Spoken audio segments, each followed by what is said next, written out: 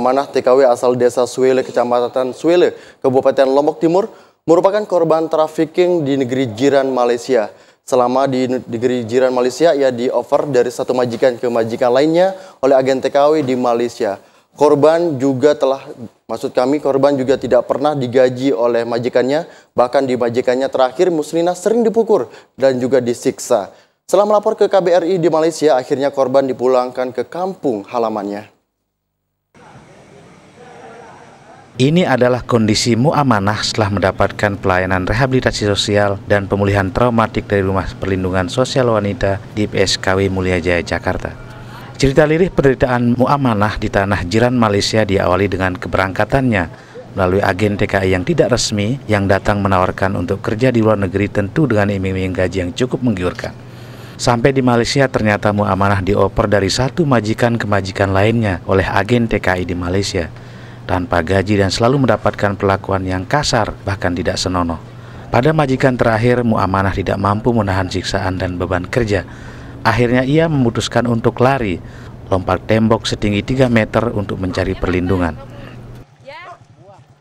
Saya di sana dipukul, nggak dikasih makan, nggak boleh sholat. Pokoknya terus kerjanya itu non-stop gitu, dari jam 4 pagi sampai jam 2 malam gitu, nggak ada hentinya gitu. Nah, habis itu ya karena nggak tahan, saya sering dipukulin, terus saya itu lari gitu, loncat tembok itu 3 meter tuh, 3 meter tuh loncat. Nggak sempat luka enggak? Sempat, kaki saya luka, tangan saya gitu. Atas dasar keterangan itulah pemerintah memulangkan Mu'amanah ke tanah air. Namun sebelumnya Mu'amanah diberikan keterampilan oleh Depsos Pusat di Jakarta.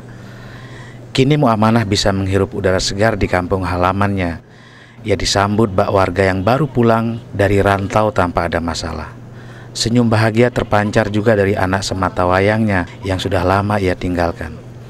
Departemen Sosial RI memberikan bantuan berupa mesin jahit dan modal usaha agar Mu'amanah bisa bekerja di kampung halamannya. Menurut Arif Rohman, petugas dari Direktorat Sosial dan Rehabilitasi Sosial Tuna Sosial Depsos RI, Mu'amanah merupakan korban trafficking yang ke-678. Departemen Sosial selama ini sudah menangani kasus sebanyak 687 tadi ya. Cuman selama ini penanganan kami lewat panti dan memang kita pulihkan dari traumanya. Setelah itu kita pulangkan. Jadi mungkin Untuk setahun ini 100. Setahun ini udah ada 100-an yang kita pulangkan. Tim Liputan TVRI melaporkan.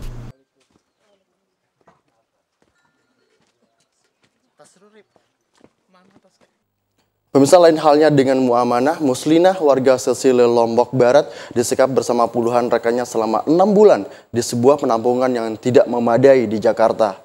Muslinah dijanjikan akan bekerja di negeri Yordania dengan gaji yang sangat menggiurkan. Bosan dengan penderitaan yang tak berujung, akhirnya dengan sembunyi-sembunyi dia menelpon keluarganya di Lombok Barat melalui telepon. Atas dasar inilah laporan keluarganya, inilah Muslinah akhirnya dapat ditemukan oleh petugas dari Departemen Sosial Republik Indonesia.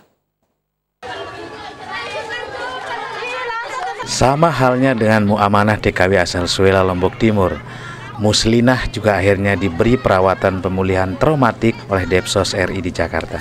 Selain itu juga Muslinah diberikan keterampilan lainnya untuk menjadi bekal di kampung halaman. Kini Muslinah telah sampai di kampung Sesile yang telah lama ia tinggalkan. Ia disambut bahagia bercampur haru oleh keluarga yang telah lama ia tinggalkan, terutama ketiga anaknya yang rata-rata masih berusia kanak-kanak. Walaupun keinginannya untuk mencari rezeki telah pupus justru oleh perlakuan selama di penampungan, namun Muslinah terlihat bahagia berkumpul kembali dengan seluruh keluarganya. Departemen Sosial memberikan bantuan juga berupa sebuah mesin jahit untuk Muslinah, juga bantuan modal Rp600.000. Petugas dari Depsos RI berpesan agar setiap TKW asal NTB yang ingin bekerja di luar negeri agar membekali diri dengan keterampilan, agar tidak dimain-mainkan oleh agen yang tidak bertanggung jawab. Selain itu, para pencari kerja harus tahu betul agen yang ia pakai apakah resmi atau tidak. Tim Liputan TVRI melaporkan.